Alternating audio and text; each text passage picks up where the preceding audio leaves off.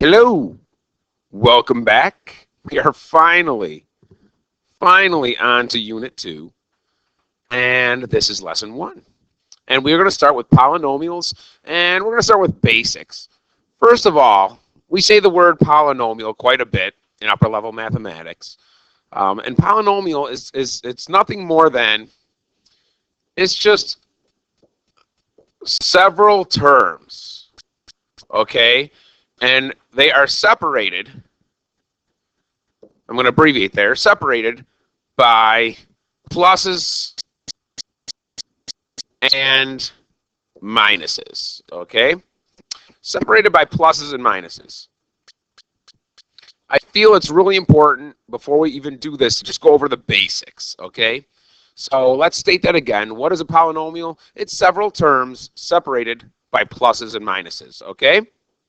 So if we go down here, one thing you're going to hear us talk about is the word degree, okay? This actually comes up quite a bit. Degree. Well, degree, and I'll talk about that in a moment, tells us quite a bit of useful information about our polynomial. So first off, we have this table here. We have polynomials on the left-hand side. You'll see that, oh, another opportunity to use the highlighters. There are terms separated by pluses and minuses, right? See, I should even go smaller.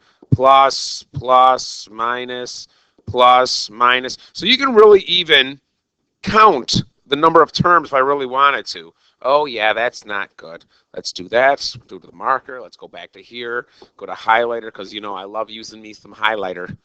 Plus, minus. So if I wanted to count the terms, this is a term. The 3x cubed, that's a term. And the x, and the 5x to the fourth. So you really just look at those pluses and minuses, and you can tell how many terms are actually in the polynomial. All right, so let's write our polynomial in the middle column in standard form. And all that's telling us is, let's write it just like a quadratic in standard form. We want our biggest exponent first. Okay, so I'm going to say 5x to the fourth plus 3x cubed minus x, because technically that x is to the power of 1. Okay, we don't have to write it, and if this were a test, you wouldn't see the number 1 in the exponent, but if there's not an exponent there, by default, it is 1. So now let's go over to the last column, degree. This is the important column right here, degree, all right? So what is a degree? All right, the degree for this is 4. I'm not going to tell you what it is. I'm just going to fill in the next two columns, and let's see if you can figure out what the degree is and how I determine what the degree is on your own, and I'll tell you in a minute. Okay, let's write this next one in standard form. I see 4x to the fifth. Ooh, and then I see a plus 2x squared. All right, ooh, look what they did. Both the positive 10 and positive 3, they do not have an x at all. Technically, that is x to the 0. So that comes last. But what I'm going to do is I'm just going to combine those. 10 and 3 give me 13. That's written in standard form. Okay? And what is my degree for that polynomial? It is 5. Now, hopefully, you start to understand where I'm getting that number from. But let's do one more, and then I'll tell you. Okay? I have 4x cubed minus 2x squared. And please note, highlighter, oh my goodness. The sign is coming along with the term. That's a negative. Okay? That's a negative 2x squared. And this x out front, technically, even though there's no sign in front of it, that means it's positive. So when I write that, I write a positive x. Now, what's my degree here? It's 3. If you haven't guessed already, oh my goodness, this is like the all-time greatest lesson for the amount of highlighters I'm getting to use. The degree is just the biggest exponent, 4, 4, okay? This 5 comes from the 5 here, okay? This 3 comes from the 3 here. All right, so my degree, and in case you forgot, well, that's just the largest or the biggest exponent in my polynomial. That's degree. So why is the degree of a polynomial important? Well, it tells us really 2 things. Okay, it tells us 2 things. Number 1, it really gives us an idea of the shape of our graph. So if I were to graph these polynomials, it tells me the shape of the graph, more specifically, the end behavior. All right? And the second thing, and these aren't listed in importance, these are just 2 things, and for our purpose, probably the second thing is more important than the first here. It also tells us the number of solutions. Now, be careful here. It tells us the maximum possible, like at most, number of solutions. So how do I write that? The number of solutions that I can possibly have. Okay? And in solutions on the graph, don't forget, those are also called the zeros. Those are also the x-intercepts on a graph that is huge. Solutions are zeros, x-intercepts, okay? They're where they cross the x-axis. Now, this is possibly have, okay? And I'm going to put in parentheses here, at most, because I think that phrase is good. So if I look at the first one here, let's go back in my table here, and I see a degree 4. That tells me at most I can have 4 answers. If I came up with 5 answers when my degree was 4, if I came up with 7 answers, I've made a mistake. I can come up with, 2 answers. That's fine. I can come up with less. Okay, I can come up with 3 answers. Okay, but I cannot come up with more solutions than the degree says. So at here, I can have at most 5 answers. Okay? I can have 1 answer. I can't have 7 because the degree is 5. Okay? Because that tells me at most how many solutions. Same thing here. I should have at most 3 solutions. Okay? I should not have 6, 4 even. I can have 1. I can have 3. I can have 2 solutions there. Okay? So keep that in the back of your mind. And again, this word right here, purple. That'll come back, and you'll hear that quite a bit. Okay? Now, something else you'll hear, and this is especially important as you go into pre-calculus and calculus, are the turning points or the minimum and maximum, okay, values of a polynomial. And we have this little example of a graph right here next to us, okay? And our maximum, I call these hilltops. Okay, anytime we go like this, obviously, we have a maximum at the top. The minimums, I guess I call them valleys. Those, that would be a minimum. That's the lowest point. All right? Let's take a look at our graph. And we can see, all right, I will do this in, I'll do red. Here, that's a relative maximum. Okay? Yes, I know it goes up forever on both sides, but in that small section, that's a high point. That's a hilltop. All right? And down here, we have a couple of valleys. These would be minimums. All right? Now, maybe some of you remember this, but we can also use our calculator, if we have a graph, to actually tell us what the minimum and maximum values are and where they occur. They can give us the coordinate of those. So in the calculator,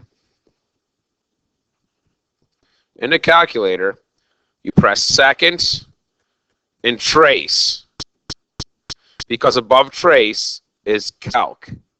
And you want to calculate. And then from there, you will see maximum and minimum. And you got to make your bow tie to find it. Okay? So it's in the calculator, and you can do that, and that's great. And we'll have some problems where we will do that coming up in the future. All right? So let's actually look at an example of how this would be relevant and how we would handle this information. Okay, so example, graph y equals x to the fourth minus 8x squared. You have a calculator. Put it in a calculator and look at your table of points. Okay, if you didn't have a calculator, you would have to create a table of points on your own, putting the x values down on the left of your table, and then you have to plug that x value in, figure it out, and that's the y value. We have a calculator to do that for us. So I'm going to open up this bad boy.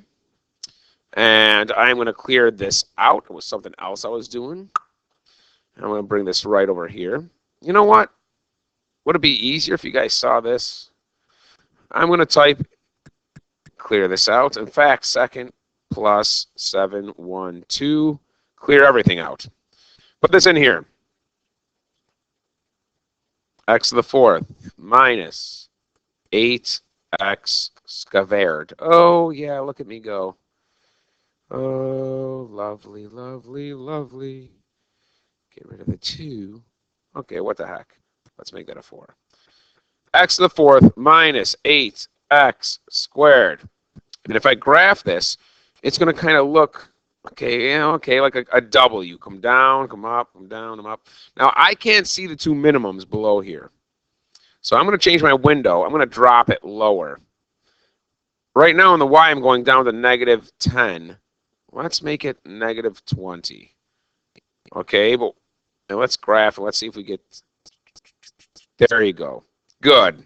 Now, if I go to my table, this is going to tell me all of my, oh goodness gracious, right here. From negative 3 to positive 3 in the x value. All right, now I'm going to go here, and I'm going to graph each one of these points.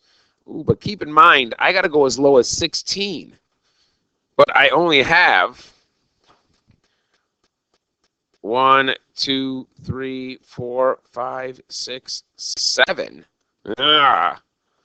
So I can't count by ones. I will have to count by threes. Okay?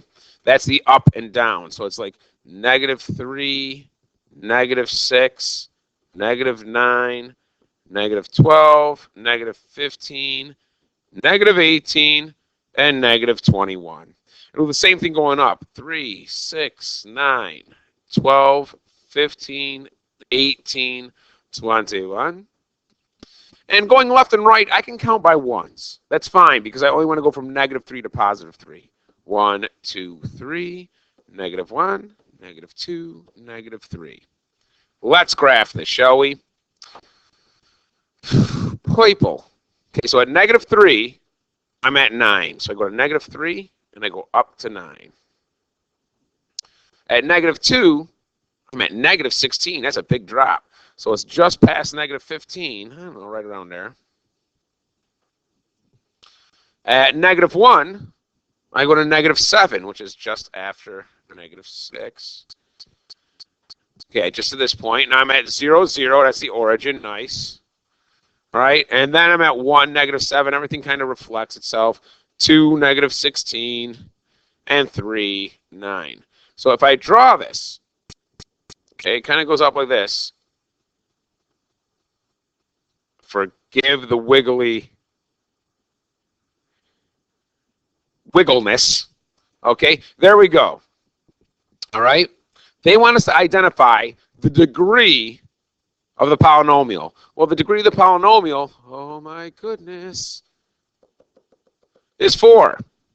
So the degree of the polynomial is 4. So that tells me at most I should have 4 answers, or 4 x intercepts.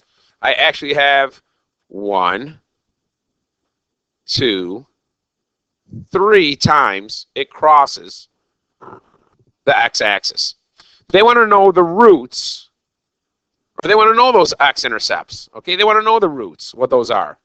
All right, and we are going to use, we can do this graphically or we can do this algebraically. Let's do some algebra here. I'm going to get rid of this table. And we're going to algebraically solve for the roots. Okay, and then we will verify on the calculator. So, x to the fourth minus 8x squared equals 0, because I want the zeros. All right, I can factor out an x squared, and that would leave me with x squared minus 8 equals 0. All right, well now I can T-bone this because there's nothing else I can do. I say x squared equals 0, therefore x is 0.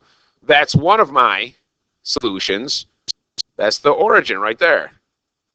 Okay. So x squared minus 8 should give me two more solutions.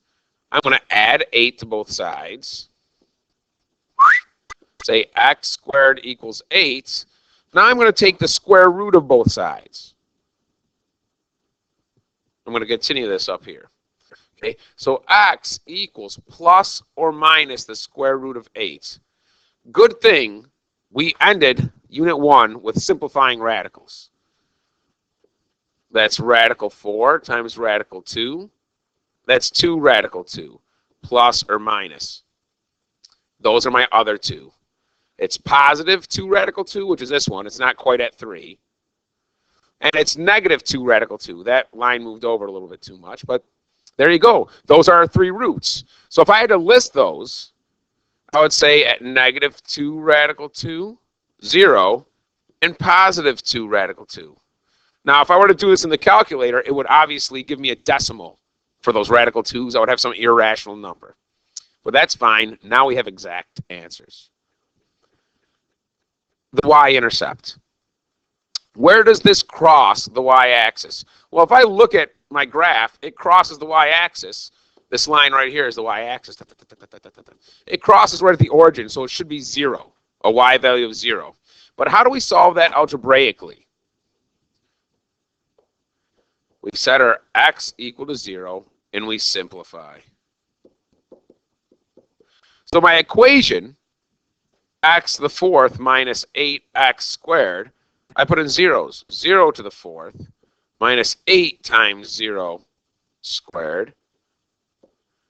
That's 0 minus 0. That's 0. That's the y-intercept. It crosses at y equals 0. Sweet. Nice. Now for the last two problems, the relative mins and the relative maxes, I'm going to use for both of these, I'm going to use the min function in the calculator,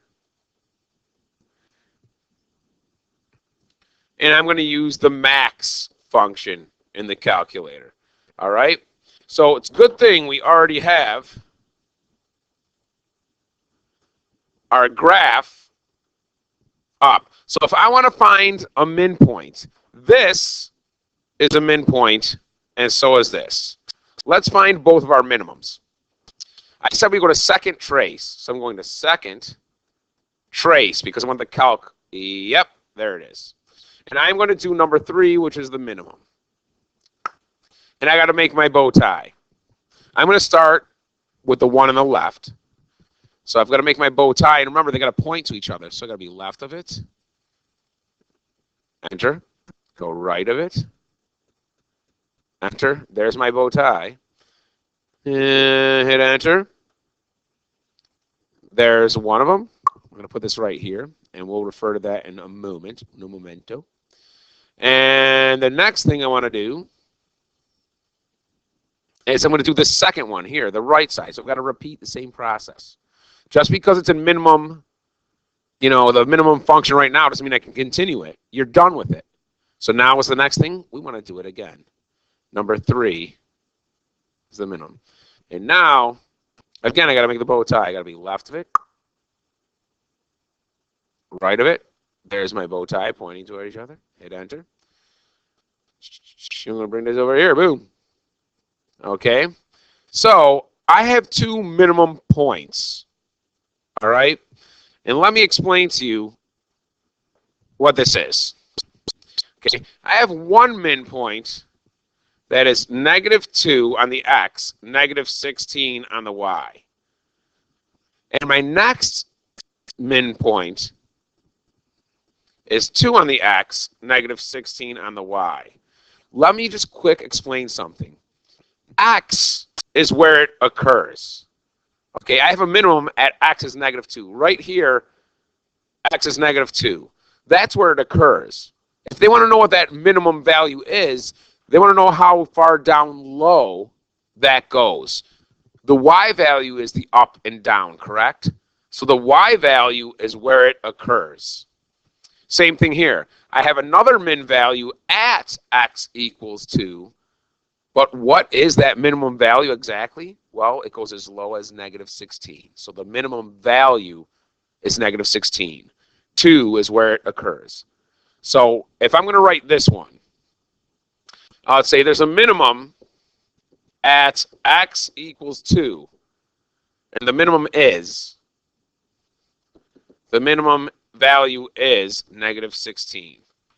So if I really wanted to write that differently, I can say it this way. There's a min of -16 at x equals 2. You could do the same thing for -2 as well. Okay? Now let's do our max function. And we'll be done with this problem. Bring these back up. Now the max, that is yellow. Okay, my God. I'm not touching anything. You right? You right? The max is right here. That should be the origin. Okay, let's check this out. Second, calc or trace, and I want the max, which is choice 4 this time. And I got to be left of it, then right of it. Left, bang. Come on, right, bang, make a bow tie.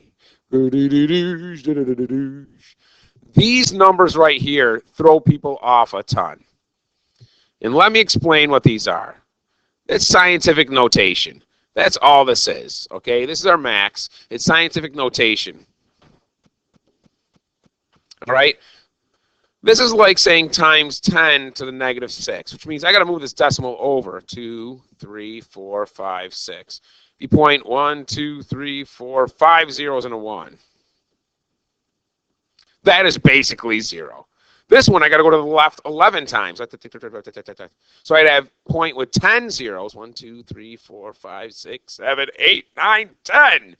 Then, oops. Then you're 1. All right? That is pretty much 0.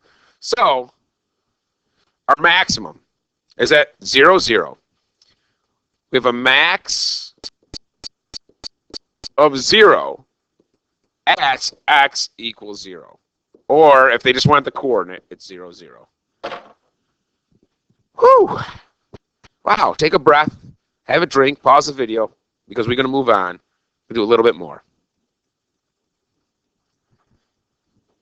Okay, the end behavior of a polynomial function with a leading term, a to the x raised to the n. All right. Now, all that means is the first term is going to be some value a, and x is going to be raised to some value n. It could be anything. It could be 3x to the 5th. A would be 3, n would be 5. It could be -16x to the power of 2 or squared. -16 is your a, 2 would be your n. Okay, so don't let that scare you. And the fact that it's the leading term, that means, and I'm going to come back to here, if it's the leading term and it's the first term, that means the first term here, that's going to tell you the degree, isn't it? Okay, which is the shape of our graph. All right, the leading term is the first term.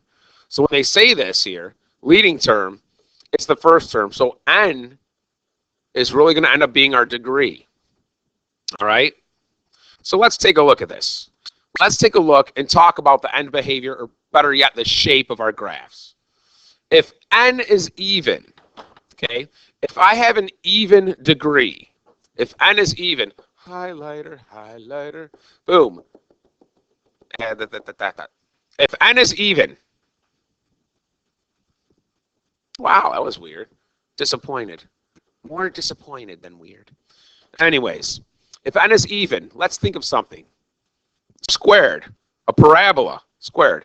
It would look like this, as long as a is positive, okay? If this number is positive, let's think of something.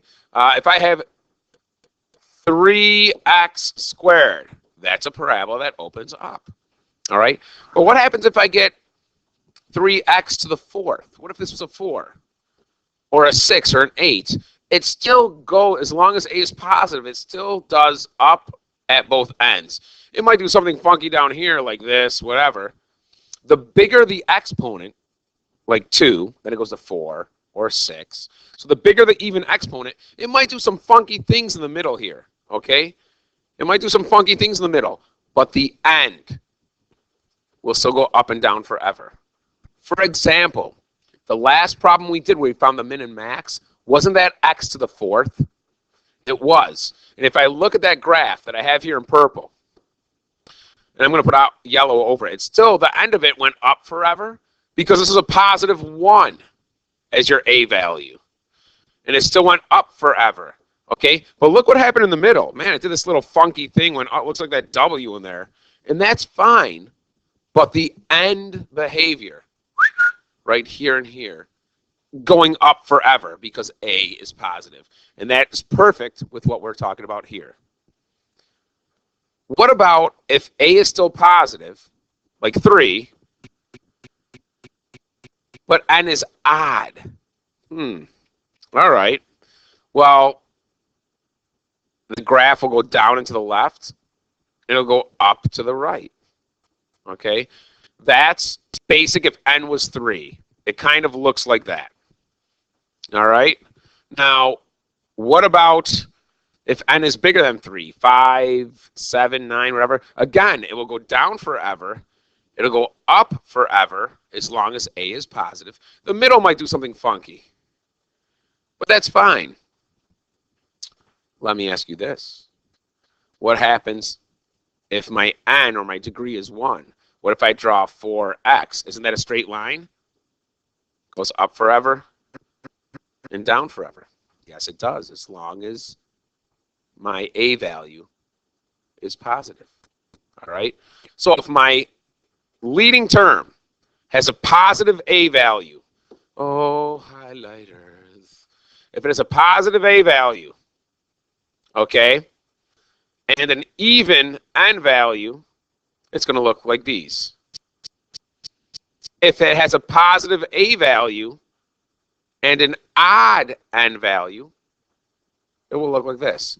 So right now, that's positive in front of your x. Let's talk about the same thing, but let's assume my a value is negative. Well, what happens if I have a parabola that's negative? Doesn't it just open down? So if I have x squared, but it's negative, negative 2x squared, that's a parabola that opens down. It's a sad face. We've been talking about that for years. Okay?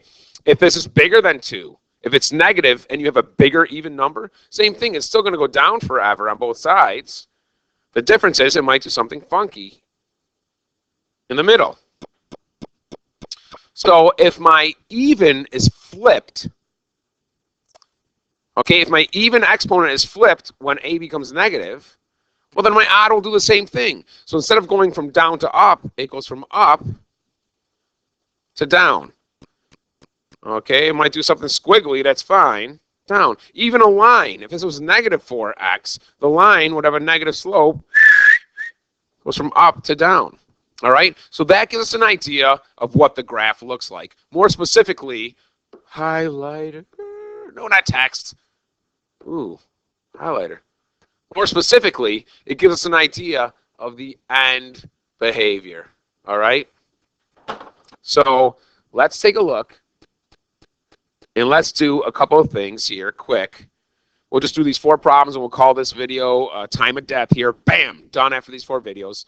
Let me explain to you what this notation means. And this is very important, because from here on out, you'll see things like this a lot. Okay, this will become common. All right? If I'm on an axis, and I'm going to use an axis to explain. This is the x-axis. This is the y-axis, okay? As x goes to positive infinity, these are the positives on the x. Positive infinity will be going to the right forever. So this means I'm going right forever. When x goes to negative infinity, that means, okay, as I'm going left forever. F of x is basically the same thing as y. Okay, this is the same thing. Y is the same thing, f of x. Nah. So I'm either going to go up forever, positive infinity, or down forever to negative infinity, okay? So this is obviously down. This is obviously up. So let's take a look at example 1. I'll do 1 with you, and then you can try and do 2, 3, and 4. Pause the video because I'll go right over those immediately. I've got something that begins with x cubed. X cubed looks like this. And I don't know, goes something like this and this. As I go to the right forever, as I go to the far right, am I going up or down? If I go to the right, I'm going up, aren't I? So I would be going to positive infinity, going up. As I go to the left forever, this way, I'm going down into the left, aren't I? So I'm going, my y is going closer to negative infinity. It's going down. So this would be going up. This is going down. Again, yet another opportunity. So as my graph goes to the right, which is this, it goes up, which is this. As my graph goes to the left, it goes down, okay? So up and to the right, down and to the left. You don't have to draw a graph every single time. I just did it so that you can connect the visual to the notation. So why don't you guys pause this if you want to try 2, 3, and 4 on your own, because I'm about to do 2, 3, and 4 now. Okay. My lead term tells me not only is it odd, but it's negative. So instead of doing the normal odd, it's going to flip. It's going to go up to down, which means as I go to the right, I'm going to go down to negative infinity. And as I go to the left, I'm going to go up to positive infinity. All right? Number 3. X to the 4th, and it's negative. So it's going to do something like this. It's an even exponent, so it's going to look parabola-ish, but it's negative, so it's going to flip down. So as I go to the right forever, I'm going to go down and to the right, negative infinity. As I go to the left, I'm going to also go down. Notice, if my exponent is even, I always go in the same direction. I either both go up or both go down. If it's odd, they go in opposite directions. One goes up and one goes down. Okay? So this last one, 2x squared. It's positive and it's a parabola. It looks like that. So as I go to the right forever, I'm going up. Right goes to positive infinity. As I go to the left forever, I'm also going up. Man, that wasn't too bad. It was actually quite simple. All right, we'll see you again later. We will do a second part to this video for Unit 1, or excuse me, wow, Unit 2, Lesson 1. See ya.